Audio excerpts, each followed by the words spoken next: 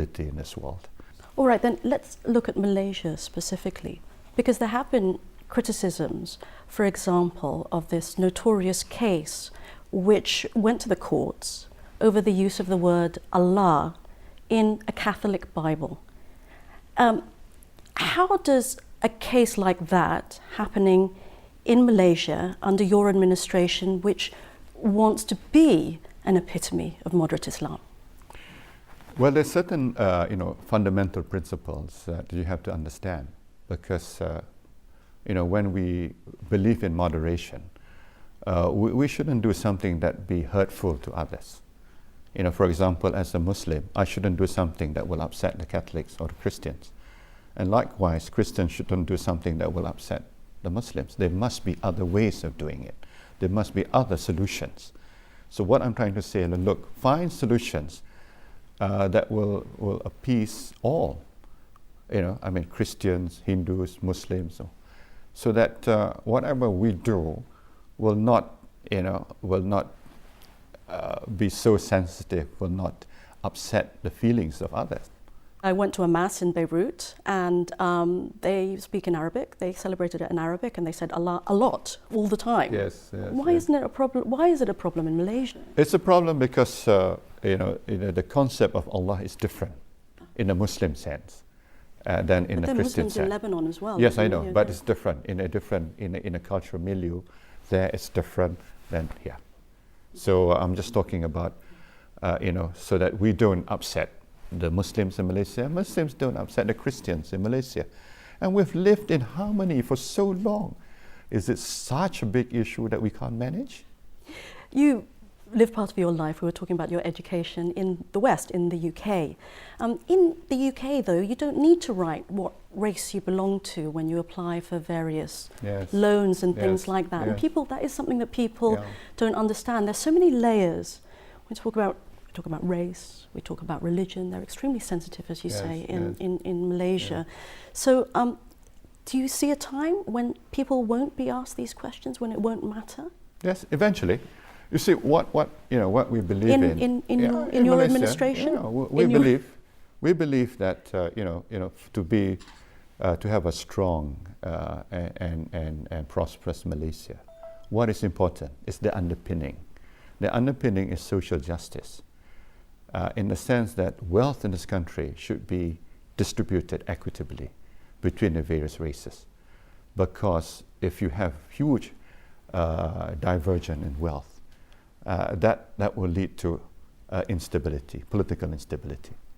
And I can quote you many examples of that. So what is important for us as we progress as a nation is to ensure that the wealth of this nation is distributed fairly, and there's social justice in this country. Yeah, I understand that. I have friends in media research who said that, I have a proclivity, I don't like being asked that question. I write, when it says race, I say amazing or human. But am I wrong? And they say, no, you're making things difficult for our advertising research. But it's in a lot of people's hearts that they don't think it should matter. No, I don't think so. And as you can see, our policies are moving towards that. I mean, for example, when we want to help the poor and the lower income group, it's a spectre of a race. When we gave the 500 ringgit, we said anyone who earns 3,000 ringgit and below will get that. So that's an example of a policy that doesn't take into account ethnic consideration at all. But poverty is particularly bad in Sabah and Sarawak, and the people there often complain that they get less development, that there's a real difficulty, and they're very important politically in this election campaign. On top of that, there is a strong sense of corruption in the government of the states, particularly after, I'm sure you're aware of the Global Witness film called Inside Malaysia's Secret or Shadow State. What's being done about corruption, seriously? It's one of my priorities of my administration. As you know, as part of our national key result areas, we've listed corruption as one of the 7 important areas. And we've instituted quite a number of important changes and reforms to combat corruption. It will not go away overnight. It's a process, but important steps have been undertaken. For example, we have the Whistleblowers Act. We have strengthened the Anti-Corruption Agency, MACC. In fact, it's part of my election promise that there will be an independent commission to employ future officers of MACC so that they're able to select their own people. And we have made government contracts more transparent. We have introduced harsher punishments. We have prosecuted 500 cases. So results actually are beginning to show. What about this call for a royal commission of inquiry into the corruption of which the Chief Minister is accused? I'm not referring to any particular case, but all cases will be investigated by MACC, and there is a due process. We shouldn't jump to any conclusion. But they can't prosecute, can they? Well, they can prosecute. They have powers to prosecute.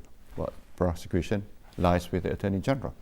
But like every case, they must do their proper investigation. They must have strong evidence that can be brought to court.